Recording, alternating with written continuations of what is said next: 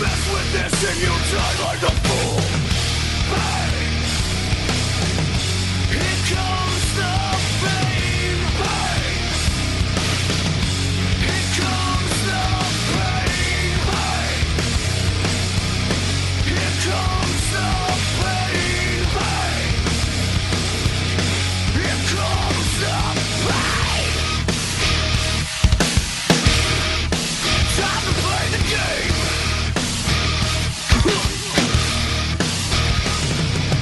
I am the debt that can't be paid. You're going down in flames. This is the time I cannot lose. Live or die, you'll have to choose. It's all about me, I am the one. Soon you see there's nowhere to run. I am the threat that is so real. Through the blood and the sweat, the pain you will feel. Hey! Here comes the pain. Hey! Here comes the...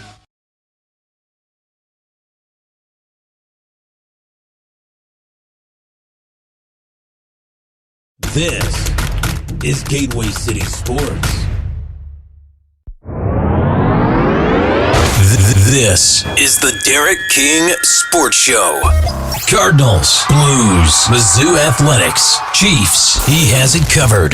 The Derek King Sports Show. Only on Gateway City Sports.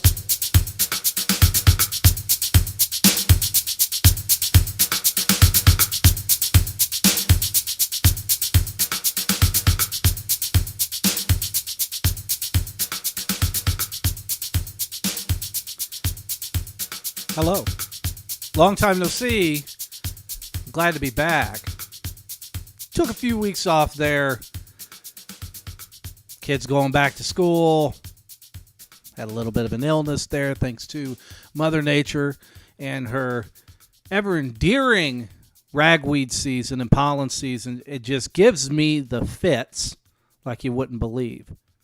But as you can tell in the title, we're going to be talking NFL today, baby. We're right in the wheelhouse of the Derek King Sports Show and what I have cut my teeth on over the last, ever since, I've been doing this, writing about it, talking about it, doing it ever since 2016-ish, 2015-ish. Talked about it for a long time prior to that, semi-professionally. But now we're here. Now we're here, and now we get to talk about the fun stuff. And I hope everybody's ready, and I hope everybody's got a nice big cup of coffee or an adult beverage or whatever you do during the middle of the day when you have a little bit of time off. I'm not suggesting that you should be drinking any adult beverages during work hours, but you're going to want to enjoy this and have some time to think about it. Discuss it. Go through it. So now we're going to get down to the nitty-gritty. We're down now to what this thing actually is. What I talked about years ago. Go back in time. Go back through my days within the zone. I'm still friends with all those guys and everything else. Go back through any other iteration of any other entity that I've worked with, other interviews that I've done. I've had the same message and I've said the same thing over and over and over again, and I will die on this hill, and that is this. The NFL knows what they did. They did St. Louis dirty, and now it's time to pay the Pied Piper. This thing is going to go to court unless it gets settled. That's a fact. Mike Florio this morning was on 590, The Fan, in St. Louis with Tim, and did a wonderful interview. And let me preface it by saying something. I am not a huge fan of Mike Florio. I want to state that out front. There's no issue there. It's just a personal opinion. Now that that's out of the way. Mike Florio, if you remember correctly, back in time in 2015, when all of this stuff was starting to coalesce with the Rams potentially moving back to L.A., he was one of the very few people that was not bought and paid for by Stan Kroenke and his cronies that said to us St. Louisans, this team is gone. They're gone, and there's nothing you can do to keep them. They're leaving. The funny thing that I find, and I've had a few emails sent to me by some friends and fans and so on and so forth that have said, oh, you've got to see this on social media where these folks are talking about how the Rams don't, they're fine. No, they don't have a lawsuit here because the Rams had every right to move. This is so maddening to me on a personal level, and I'm sure there's a lot of folks out there that are listening and watching this on whatever platform you're on that are saying to themselves, they're not suing the Rams and the NFL over the fact that they left. That's not what this is about. What this is about was fraud. Okay, they defrauded St. Louis. They defrauded the market in order to get that team out and get it to LA. We've talked about this. We don't have to cover it. I have some of the smartest fans out there that watch this show, that share this show, that participate in this show, that I have conversations with on a personal level too outside of all of this, either on social media or over the phone via text messaging or email or whatever the case is. We've talked about this. We've covered it ad nauseum. That's what the court is determining right now. This is not about moving. This is about the way they did it. It's about lying to the public, getting on national television, getting on local television, radio stations, flat out lying about it. We've got documentation to prove that as early as 2010, when Stan Kroenke was exalted the owner of the Rams, whenever he exercised his right of first refusal against Shad Khan, who had put in the highest bid for the team to buy it from the Rosenblum children. Whenever that had happened, he was voted in, and in that private meeting, there was a handful of people that were in there, and the word got out, and I was told by a verified source of someone who I very highly respect and someone I very highly trust within NFL circles, that told me point blank that he had said once he was okayed as the owner, LA, baby, in 2010. This ain't 2012 we're talking about here, 2013 when he bought the Hollywood racetrack, which is now SoFi Stadium. This was in 2010, folks. 2010. This goes back further than that. I've said it. You guys remember. I don't have to preach to you. You know, because you've watched it, you've heard it, you've read it, you've seen it. Go back through any of my articles. The good, bad, and the ugly. Some of my old St. Louis articles just talk about football history in St. Louis. Go back through Dirty Deeds Done Dirt Cheap. That's a great one. The NFL Cartel. That's fantastic. Make sure you share it around social media. Get it out there because that is the facts. That is the truth. But it's the truth that the NFL doesn't want you to see. I've been blacklisted by the NFL. The NFL, nobody will talk to me hardly anymore because they know that I know. That doesn't make me disingenuous. That doesn't make me to where I'm not a fan of football. Hell, I'm in fantasy leagues right now. I mean, just, talk to, Producer Gene. Producer Gene, he's managed to wrangle me into a few fantasy football leagues, 3 of them to be precise. And I told him going in, I said, you do know that this is probably going to be the biggest mistake you've ever made because you're going to let me get into this, and I'm gonna whoop you. I'm gonna whoop you bad. I'm gonna whoop everybody else in it. Just so you know. Just letting you know, I'm going to whoop you bad in fantasy football. It's just what it is because I know football. I know it. And I'm a fan. And I love the game, but I don't like the way that this was done in St. Louis. And so, Gene, I just had to take that little stab at you real quick, but we're going to get back on topic here because this is really what I want to cover.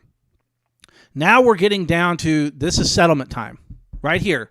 Right now. This is what we're talking about. You want to talk about settlement? You want to talk about when that's going to come about?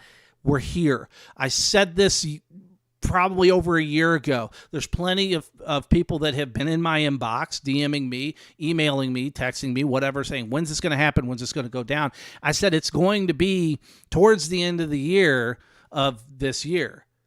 Because once we found out that the court date was pushed out until January of next year, that's whenever I said, well, it's going to be at the end of the year, because I knew through the legal process that it was going to have to be in that bubble, right? This like right here. It had to be, because I knew that that would take a certain amount of time for them to exhaust their options to be able to fight this thing in court. And that's what we're getting at here. Now we're down to it. This is it. There's no more, oh, we could file this motion and do this and do that. No, this is it. Boom, done. File your paperwork. You're going to court. That's what the judge told the defendants yesterday. They have been compelled to get their information out. They have been compelled and pushed and told, you need to comply. Otherwise, you're going to be in contempt of court, in violation, clear violation. There's going to be repercussions for that, blah, blah, blah, blah, blah. But their lawyers, they're going to get it done. This is what we're talking about. This is settlement time. So let's play the game. That's, kind of my intro music. So let's play the game of settlement. Let's play the game of settlement. Now, I did see that the law firm that is representing the city of St. Louis, the county of St. Louis, which was basically Bob Blitz and Dowd and, so on and so forth. There's a few people that are involved with that. Supposedly, they're going to get about 30 to 35% of the winnings based off of whatever that's going to be. I think that any smart fan that's out there right now is asking themselves the question, okay, well, it's got to be money, right? It's got to mean money. Not really. And another question that continuously gets asked is, we have to have an owner, right? This is the big one. So we're going to cover a lot of territory here. But the big one is that, we got to have an owner, right? Not necessarily. Let me explain why.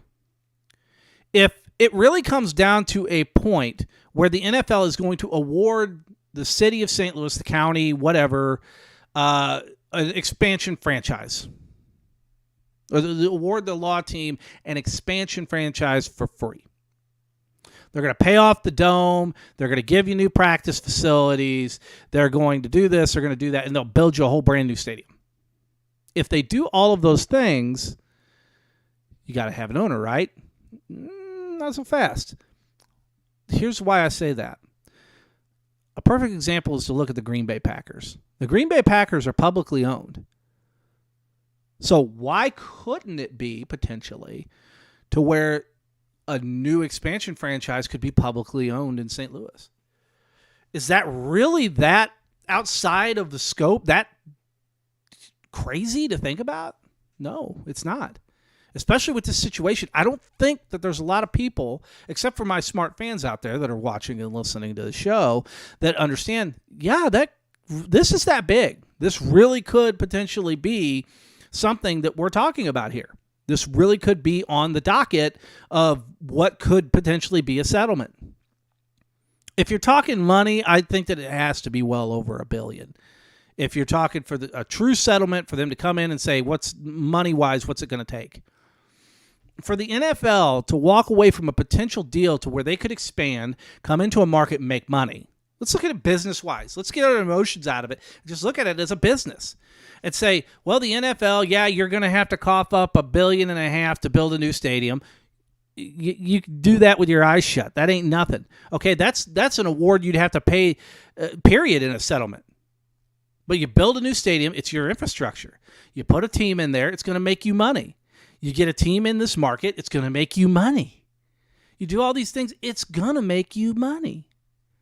So from a business standpoint, it makes sense for the NFL to offer a team. And I know there's a lot of fans out there, present company included, that would love to see that.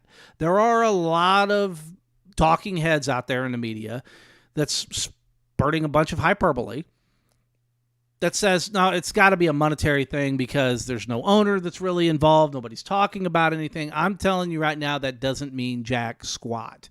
It doesn't mean anything. There could still be a settlement. But remember, at the end of the day, these people that run these things, they're not listening to the fans. Okay, they don't care about the fans. They want the money.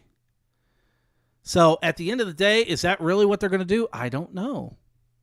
I can say that it's the smartest move Because even if you win, let's say you go to court, all the dirty laundry gets aired, you win in court, you do everything, you jump through all the hoops, and you get to the point where you win, you don't think that the NFL isn't going to fight this thing for nearly a decade and throw appeal after appeal after appeal. They're going to fight it through the Supreme Court, through the state Supreme Court, through the federal Supreme Court, through every different appellate court that they could go through. You don't think they're not going to fight it? Because they are. There's a case out right now. I think they've been fighting it for almost 9 years. I believe I heard Ben Fredrickson talking about that in his co-interview with Randy Carricker and Frank Cusimano here about a week or so ago. So go check that out. That was a good interview. Frank Cusimano had put that up. So it's one of those things where I look at it and I go, that's not so fast. This isn't a slam dunk thing that it's going to be money. It's not a slam dunk thing that it's going to be a team either. But remember this. A few months back, people would just say, no, there's no way. This is not going to be a team. There's no way this is going to be a team. It's not going to coalesce to that. Now there's conversations that it might be. So here's the thing that I will, pull back the curtain a little bit on the kind of the dirty little world of media, sports media, and so on and so forth. When those things start to get talked about, it's because they've already been discussed behind the scenes. That's the thing. We've already had these conversations. We're just like normal people. We're talking with our colleagues and so on and so forth. These conversations have already been had. So we're already talking about it. So what does that mean? It remains to be seen. But being of the fact that they have vehemently denied the NFL a change in venue, nothing else can be done. It's moving forward. Full stop. If people want to think that there's this idea that something may or may not happen, I beg to differ, because stuff is happening. It's happening right now. And I would be, if I was a fan of this, if I was, if you're watching or listening to this show right now, make sure that you're paying attention to the right people. Randy Carricker, Ben Fredrickson. I mean, even though I don't agree with Ben Fredrickson a lot, but he still talks about it quite a bit. Good place to get some information. Myself included, obviously. Mike Florio is another one. There's a handful of people that are out there talking about these things. But if you want the truth, come to your own conclusion on your own. Do not allow any of us behind a microphone or behind a computer screen or behind a camera to tell you, a fan, what you should or should not be thinking. Because if you're a fan of the game, that's great. You're a fan of the game, that's awesome. Be that. But don't let anybody else tell you what to think or how to feel. Because I see a lot of that on social media especially. It's run rampant. That people want to tell you what to think. They have no right to tell you what to think. You're the fan. So the real question is, what do you want? From the 1989 Batman movie, hubba, hubba, hubba, money, money, money, who do you trust? If you want an owner, who's it going to be? I mean, there's a handful of people. You could talk about maybe getting a group together or something like that. But I think there's only one or two people that you could really honestly look at this market and go, that's them. There's the Bush family. They're worth like, what, $12.5 billion? Something like that. I can't remember. I haven't looked at the Forbes list as of late. We got the Taylor family. Now, they're involved with the MLS, but old man Taylor, he's still out there. He's still available. He's just a minority owner. But they've gotten across that whole cross-ownership thing with the NFL. The NFL has expanded to 17 games. We already know they're going to go to 18 games here in a few years, but they have to get it okayed with the Players Association, and that's going to come up in a new CBA. But it's going to happen. They're going to 18 games. So that means that you're talking about going from where you're at 32 right now. You've went up to 17 games. You could add 2 teams. So you can go from 32 to 34. Then you can go to 34 to 36 in a few more years whenever you add game number 18. They already want to expand the playoffs. They've already talked about that. They want to expand it one more seed on both sides, the AFC and the NFC. So we're already headed that direction, folks. Pardon me. But we're already headed there. We're already headed down the path, and I talked about this months ago, We talked about the Germany thing. We talked about the NFL Europe thing. We talked about London, the constant threats. We've talked about the Buffalo Bills situation, which that's kind of sped up. I do want to throw a couple of bones at you about that, by the way. The Buffalo Bills situation. The Pagulas are on their way out of Buffalo. The hits from verified sources. I don't think that I'm overstepping any bounds here, but talked with a couple of people within the NFL, and I've been told flat out that the Buffalo Bills, the Pagulas, have already had conversations with Jerry Jones, Legends Hospitality, to run hospitality in a new potential stadium in Austin, Texas. We're already headed down that road, folks, with the Buffalo Bills. They probably more than likely won't be the Buffalo Bills anymore. They're going to relocate to Austin, Texas. They will become the Austin, Texas, whatever. They can't be the Stars because that's Cowboys. They can't be anything else related to Texas. They can't be. They could think up something else, but they're on their way. They've already. I've been told through NHL sources too as well that they're also shopping the Sabres to potentially be able to move that franchise out from underneath their portfolio so they can move their NFL team. It's already headed that way. And so there's other teams that could potentially be there. We're talking probably about 2030 is 20, about 2030, I think, 2028, 2030. You're going to have a couple of teams that are going to be coming up. The big one really is the Tennessee Titans. So that's the next big one because they've been flat out told by the state legislature in Tennessee, all of that through the state, through the local level, through Nashville, everywhere else, we're not giving you any more money. Stay if you want to, go if you want to. We don't care. We're not giving you any more money. Now, I don't know what the situation is with that. I've got a couple of people down there in the Nashville market. I need to get in touch with those folks and talk to them about kind of what the current situation is on the lease and everything else, because that's going to be another big one. This is all coming back around, just like we talked about, just like we have talked about. This is what it was going to come down to, but now it sets a precedent because it puts the NFL in a bad position, negotiating position, because usually they're always in the strong part of the negotiation. They always have the high ground. Not anymore. Yeah, they got $750 million from the state of Nevada and Las Vegas and all that other stuff. But you do know that's blood money, right? I mean, the NFL wants to get into gambling. They wanted to come into Vegas, but they also made it very clear to Vegas, we really don't need you. And this is going to be your only opportunity to ever get a major franchise, an NFL franchise or anything else, is if you pay this blood money fee, then you can get the team. And that's exactly what happened here. That's exactly what happened in that situation. So that scenario, the $750 million plus whatever was spent there, cannot be equated into the factor. You cannot look at that one. You have to look at other markets and other situations and what was spent in those other areas. You cannot look at those. You have to look at Minnesota, Atlanta, Kansas City, so on and so forth, what they've spent on stadiums in the last decade. You have to kind of base it out on inflation and growth, and you have to look at those things going into the future. There's a lot of other moving parts and moving pieces to this, but the NFL's going to expand. They were going to do it anyway. It was just a matter of when. Now they've got franchises that don't have nowhere to go. But what's it going to be? Is it going to be Toronto next? Because you're definitely not going to be in Buffalo. So who's it going to be? Is it going to be in Toronto? Because if they move the Bills out of Buffalo, see, and this is where you got to start thinking. It makes sense. If they move the Bills out of Buffalo, that opens up that entire market. Then they can put an expansion team in Toronto. I know you're shocked, right? Gene says over in the comments, the truth will set them free. If that ain't a fact, I don't know what is, because in this instance, the truth is going to set you free. You're going to look at the different scenarios and different situations and go, oh, holy mackerel, I never did think about that. But that's really kind of, I really think this is where we're headed, folks. I really do. Open up that Buffalo market.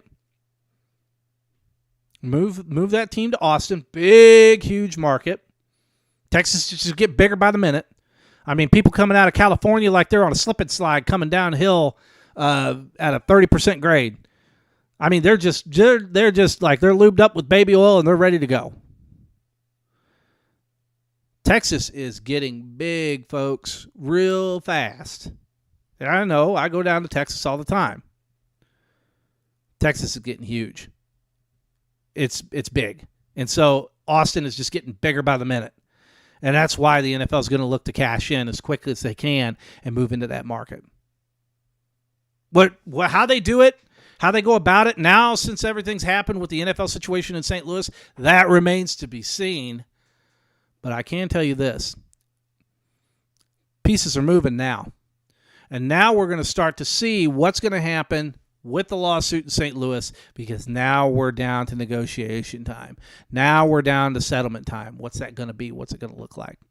Anything less than $1.5 billion, I think you're out of your mind monetarily. But I really think, and I've stood by this, I really think that it's going to end up being a franchise. I cannot see in any world. Could you imagine the fervor, the absolute insanity that would happen? Could you imagine how many asses they would have in seats at a new stadium in St. Louis for a homegrown expansion team to rub salt in the wound of the NFL and say, we got you. We beat you at your own game, and we won. Could you imagine it? The bedlam? Especially if the team ended up being good. Could you imagine? Oh, I get tickled thinking about it. So that's that on that. We're going to touch on a couple other things real quick. I don't want to get too much further into that. There's a whole hell of a lot more that keeps going on with the St. Louis lawsuit situation. We're going to be keeping an eye on it. We're going to be watching it very, very closely, and we're going to let you guys know. And if you haven't followed me over on Twitter at Derek King Sports, make sure you do it, because that's usually where I put a majority of my thoughts. Check in daily over there just to make sure. We need to talk about the Cardinals real quick. Now, listen. I've had personal conversations with friends, family members, other cohorts within Gateway City Sports and other entities. This team is an absolute just walking contradiction. It doesn't make much sense, does it? Theoretically, does it really make that much sense? To see where this team is, how they've gotten there, why they've gotten there. It's absolute lunacy. It's an abomination almost. But why are the Cardinals now sitting in the second? Oh, just Jiminy Christmas. Why in God's name are they sitting in the second position for the wild card is beyond my comprehension. I'm laughing. I'm not because it's funny. I'm laughing because I just don't know what else to do or say. I almost feel like just getting up out of this chair and just turning around and putting my head right through that wall behind me. It absolutely feels that way. This team doesn't make any sense whatsoever. They can't win. They can't, do the things that we need them to do when they need to do it. They can't beat the teams they need to beat. They can't beat bottom-dwelling teams. They beat really good teams when they shouldn't be beating them. They beat some of the best pitchers in the league handily. But some no-name pitcher that comes up out of AAA or something that's doing a fill-in fifth starter spot can come in and pitch 6 innings and blow them away with shutout ball. It makes no sense. It makes no sense. I do like to see some of the fervor and some of the things that, have gotten people excited. I did see that little snippet of Yadier Molina and Ponce de Leon kind of being a little bit nose-to-nose there in the dugout the other day. What that was about, I don't know. But there's definitely some stuff going on there. I hearken back, if I should use some big words, to 2011 when a lot of that stuff was going down at that time period. And I remember how bad they were at the beginning of September, into August, beginning of September. And then they started to kind of turn it around and do what they did. They fell back asswards into the playoffs and managed to get a World Series out of the whole thing. Let's make something clear. This team is not that team. That team had pretty decent pitching. That team had Albert Pujols. That team had Matt Holliday, David Freese, had Alan Craig that was raking off the bench, so on and so forth. We could just keep going on and listing the names. Chris Carpenter, pitching Jesus or whatever his nickname was. What the things that he managed to do, that season just fascinated me. Just go back to that divisional game. Was it the divisional game? No, it was the championship game against, what was it, Roy Halladay, the late Roy Halladay. Doc. It just some of the stuff that just happened during that time period was absolutely fascinating. But this almost seems like that kind of same trajectory that they were on in 2011. I don't want to speak out of turn, but man, I've been frustrated with this team all year. It's been difficult to watch games. It's been difficult to report on them. It's been difficult to do a lot of other things. But I'm just telling you, I'm beyond trying to figure out what this team means, how they operate, what it is that they do.